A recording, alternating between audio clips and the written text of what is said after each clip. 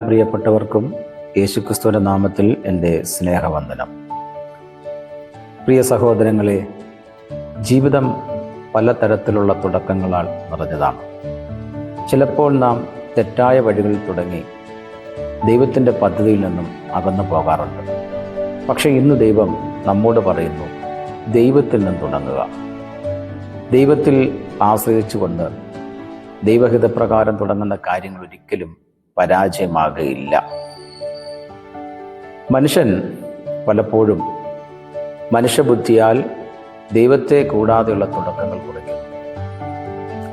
തെറ്റായ തീരുമാനങ്ങൾ, പഠനം, ജോലി, ബന്ധങ്ങൾ. എന്നാൽ ദൈവമില്ലാത്ത തുടക്കങ്ങൾ പലപ്പോഴും നിരാശയിലേക്കാണ് നമ്മെ നയിക്കുന്നത്. ഒരു ഉദാഹരണം തിരുവെഴുത്തിൽ നിന്ന് ചൂണ്ടിക്കാണിക്കാം. ബൈബിളിൽ അബ്രഹാമിനൊപ്പം യാത്ര ചെയ്ത ലോത്തിനെ കാണാം. അവൻ തൻ്റെ കണ്ണുകൾക്കനുസരിച്ച് നല്ല ദേശം തിരഞ്ഞെടുത്തു. പക്ഷേ അതിൻ്റെ അവസാനം സോദോം എന്ന നാശത്തിലേക്ക് വലിയ വീഴ്ച വന്നു ഭവിക്കുകയായിരുന്നു. ദൈവമില്ലാത്ത തുടക്കം പുറമേ മനോഹരമായാലും അകത്ത് ശൂന്യമാണ്. ഫലം നിത്യനാശമായി തീരും.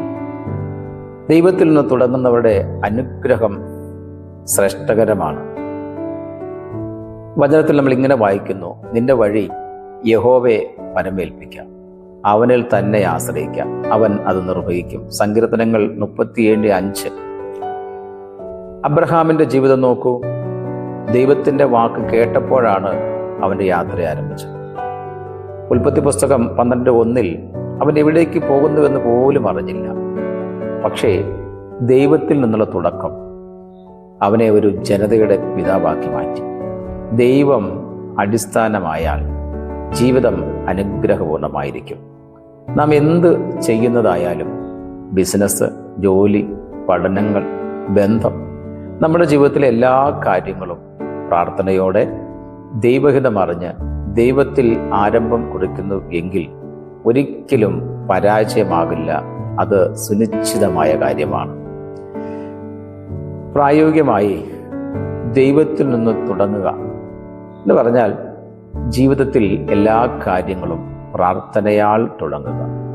ഓരോ ദിവസവും ഉണരുമ്പോഴും കർത്താവിനോട് പറയുക, നാഥാ, ഇന്നത്തെ എൻ്റെ ദിനം അങ്ങയുടെ കൈകളിൽ ഫലമേൽപ്പിക്കുകയാണ്.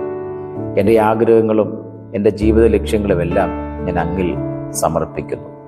ദൈവത്തിൽ ആശ്രയിക്കുന്നത് ദൈവവചനത്തിൽ നിന്ന് മാർഗദർശനം തേടുക എന്നുള്ളതാണ്. ദൈവവചനം നമ്മെ നയിക്കുന്നു. നിന്റെ വചനം എൻ്റെ കാലിനു ദീപവും എൻ്റെ പാതയ്ക്ക് പ്രകാശവുമാകുന്നു. സങ്കീർത്തനങ്ങൾ 119:105 നമ്മൾ വായിക്കുന്നു. ദൈവജനങ്ങളോടൊപ്പം മുന്നോട്ട് പോകുക എന്നുള്ളതാണ് ദൈവിക തുടക്കങ്ങളുടെ ഏറ്റവും ശ്രേഷ്ഠകരമായത്.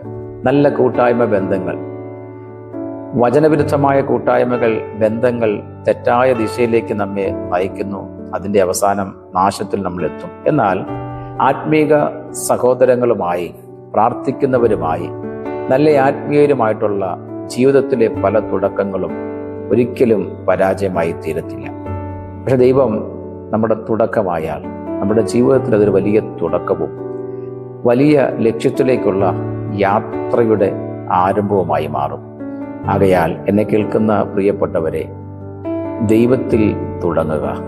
അത് നമ്മുടെ ജീവിതത്തിലെ ഒരു ചെറിയ കാഴ്ചപ്പാട് വെപ്പാണെങ്കിലും അതിൻ്റെ അവസാനം നമ്മെ അനുഗ്രഹമേറിയ അവസ്ഥയിൽ കൊണ്ടെത്തിക്കും.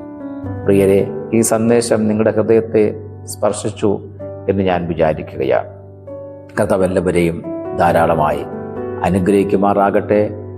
നമ്മുടെ എല്ലാ നല്ല തുടക്കങ്ങളും ദൈവത്തിൽ നിന്ന് ആരംഭിക്കാം. ദൈവഹിത പ്രകാരം മുമ്പോട്ട് കടന്നു പോകാം. അങ്ങനെ ചെയ്യുന്നവരെ കർത്താവ് മാനിക്കും, അനുഗ്രഹിക്കും. അങ്ങനെയുള്ളവരെ കർത്താവ് ധാരാളമായി നന്മകളാൽ നിറയ്ക്കുമാറാകട്ടെ എന്ന ആത്മാർത്ഥമായ പ്രാർത്ഥനയോടെ ഞാൻ എൻ്റെ വാക്കുകൾ നിർത്തുന്നു. കർത്താവ് എല്ലാവരെയും ധാരാളമായി അനുഗ്രഹിക്കുമാറാകട്ടെ.